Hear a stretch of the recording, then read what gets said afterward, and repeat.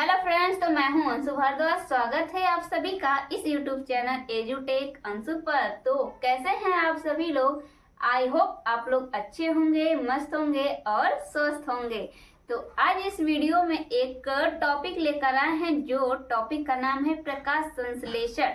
प्रकाश संश्लेषण क्या होता है, आज इस वीडियो में चर्चा करेंगे। तो आप लोग जानते हैं कि हमें जो भी भोजन मिलता है वो हरे पेड़ पौधों से मिलता है, जैसे गोभी, टमाटर, मरचा, दाल, चावल, गेहूं इत्यादि भोजन हमें कैसे मिलते हैं? पेड़ पौधों से मिलते हैं। तो क्या आप सभी ने सोचा है कि पेड़ पौधों को भोजन कहाँ से मिलता है, वो अपना भोजन कैसे बनाते हैं? तो चलिए आज इस वीडियो में हम जानते हैं कि पेड़ पौधे अपना भोजन कैसे बनाते हैं। तो चलिए स्टार्ट करते हैं। तो देखिए, पेड़ पौधे अपना भोजन प्रकाश संश्लेषण क्रिया के द्वारा बनाते हैं, ठीक है ना। तो ये प्रकाश संश्लेषण क्रिया कैसे होता है और इसमें क्या क्या चीजें इन्वॉल्व होती हैं, तो चलिए देखते हैं। तो देखिए, प्रकाश संश्लेषण नाम से ही पता चल जा रहा है कि प्रकाश संश्लेषण यानी कि प्रकाश की उपस्थिति में ही पेड़ पौधे अपना भोजन बनाते हैं, ठीक है ना। यहाँ पर देखिए, इसे इंग्लिश में कहते हैं फोटोसिंथेसिस। क्या कहते हैं? फोटोसिंथेसिस। फोटो मतलब होता है प्रकाश, सिंथेसिस मतलब होता है संश्लेषण करना या फिर निर्माण करना, ठीक है ना। तो देखिए, पेड़ पौधे अपना भोजन प्रकाश की उपस्थिति में ही बनाते हैं। इस क्रिया को हम कहते हैं प्रकाश संश्लेषण। और ये भोजन बनता कहाँ है? पेड़ पौधे के पत्तियों में बनता है, ठीक है ना। उन्हें भोजन बनाने के लिए और भी चीजों की जरूरत पड़ेगी, है ना। प्रकाश की उपस्थिति में ही तो नहीं बना सकते, उन्हें और भी चीजों की जरूरत पड़ेगी, है ना। तो चलिए देखते हैं क्या क्या चीजें उन्हें चाहिए होता है। तो देखिए, हरे पेड़ पौधे सूर्य के प्रकाश द्वारा, ठीक है ना, सूर्य के प्रकाश द्वारा क्लोरोफिल नामक वर्णक की उपस्थिति में कार्बन डाइऑक्साइड जल द्वारा क्या करते हैं? अपना भोजन बनाते हैं।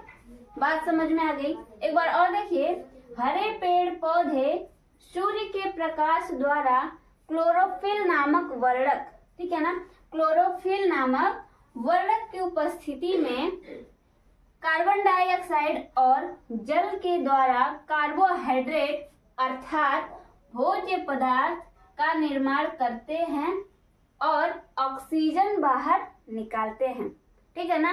इतना तो सभी को पता है कि पेड़ पौधों से ही ऑक्सीजन हमें मिलता है। तो ये क्या होता है? प्रकाश संश्लेषण के द्वारा ही क्या होता है? ऑक्सीजन बाहर निकलता है। जैसे ये अपना भोजन बनाएंगे और ऑक्सीजन क्या करते हैं? ये बाहर निकालते हैं। तो यह क्रिया क्या कहलाती है? इस प्रक्रिया को हम कहते हैं प्रकाश संश्लेषण, ठीक है ना। इस प्रक्रिया को हम क्या कहेंगे? प्रकाश संश्लेषण। यानी कि प्रकाश संश्लेषण में किन किन चीजों की जरूरत पड़ी? पहला क्लोरोफिल, दूसरा कार्बन डाइऑक्साइड, तीसरा जल। क्लोरोफिल कहाँ होता है? हरे पेड़ पौधों के पत्तियों में होता है। कार्बन डाइऑक्साइड कहाँ होता है? हमारे वातावरण में होता है, ठीक है ना, पर्यावरण में होता है। दूसरा जल कहाँ होता है? हरे पेड़ पौधे अपना जल कहाँ से लेते हैं? रूट से लेते हैं, यानी कि जड़ से लेते हैं, ठीक है ना। कहाँ से लेते हैं? जड़ से लेते हैं। ये रहा इनका जड़, ठीक है ना। यहाँ से अपना क्या करते हैं? जल एब्जॉर्ब करते हैं। एब्जॉर्ब करने के बाद क्लोरोफिल की उपस्थिति में कार्बन डाइऑक्साइड लेकर के और प्रकाश की उपस्थिति में प्रकाश संश्लेषण की क्रिया करते हैं। बात समझ में आ गई? इतनी बातें क्लियर है? प्रकाश संश्लेषण की क्रिया समझ में आ गई? आई होप आप लोगों को समझ में आ गई होगी। तो चलिए इसका समीकरण देखते हैं। देखिए, यहाँ पर रासायनिक समीकरण द्वारा इसको समझते हैं। तो इसमें हमें क्या चाहिए? कार्बन डाइऑक्साइड चाहिए, है ना, कार्बन डाइऑक्साइड। और क्या चाहिए? जल चाहिए। यहाँ पर देखिए, कार्बन डाइऑक्साइड और जल। और क्या था? प्रकाश था, प्रकाश था, ठीक है ना। पहले क्या था? सूर्य के प्रकाश द्वारा क्लोरोफिल नामक वर्णक। तो यहाँ पर रहा कार्बन डाइऑक्साइड, जल और प्रकाश ऊर्जा, ठीक है, किसकी उपस्थिति में हो रहा है, क्लोरोफिल की उपस्थिति में हो रहा है। तो ये सारे रिएक्शन आपस में क्या हो रहे हैं, मिल रहे हैं। इसके बाद से क्या बन रहा है, ग्लूकोज का निर्माण हो रहा है, ठीक है ना। किसका निर्माण हो रहा है, ग्लूकोज का निर्माण हो रहा है। इसके बाद ऑक्सीजन, ठीक है ना। इसके बाद किसका निर्माण हो रहा है, ऑक्सीजन का।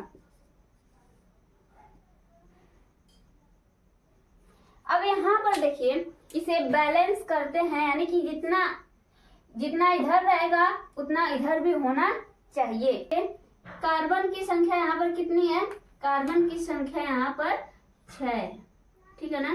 कार्बन की संख्या यहाँ पर 6 है, और इधर देखिए कार्बन की संख्या कितनी है, यहाँ पर कार्बन है ना, कार्बन की संख्या इधर भी कितनी है, 6 है। बात समझ में आ गई। अब यहाँ पर देखिए ऑक्सीजन की संख्या यहाँ पर 2 है, तो यहाँ पर जो 6 है, 6 दूना कितना हो जाएगा, 6 दूना 12, यानी कि ऑक्सीजन की संख्या अभी क्या है, फिलहाल 12 है। 12 यानी कि ये हो गया 12, 6 दूना 12, और यहाँ पर है कितना, 6, 6 दूना 12 और 6 कितना हो जाएगा, 18, यानी कि ऑक्सीजन की संख्या कितनी हो गई, 18, ठीक है ना। अब यहाँ पर देखिए ऑक्सीजन की संख्या यहाँ पर कितनी है, 6 है, और यहाँ पर कितनी है, 6 दूना, इसका गुणा कर दीजिए, 6 दूना 12, 6 18, यहाँ भी ऑक्सीजन की संख्या कितनी हो गई, 18 हो गई। अब क्या बचा, हाइड्रोजन बचा।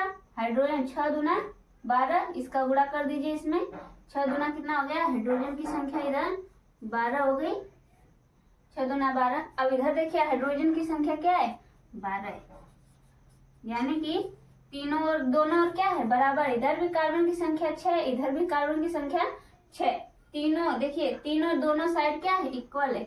इस तरीके से ये क्या हो गया, बैलेंस हो गया। तो इस वीडियो में फोटोसिंथेसिस के बारे में बताया गया है। आई होप आप लोगों को समझ में आ गया हो। वीडियो अच्छी लगे तो लाइक शेयर सब्सक्राइब जरूर करिएगा।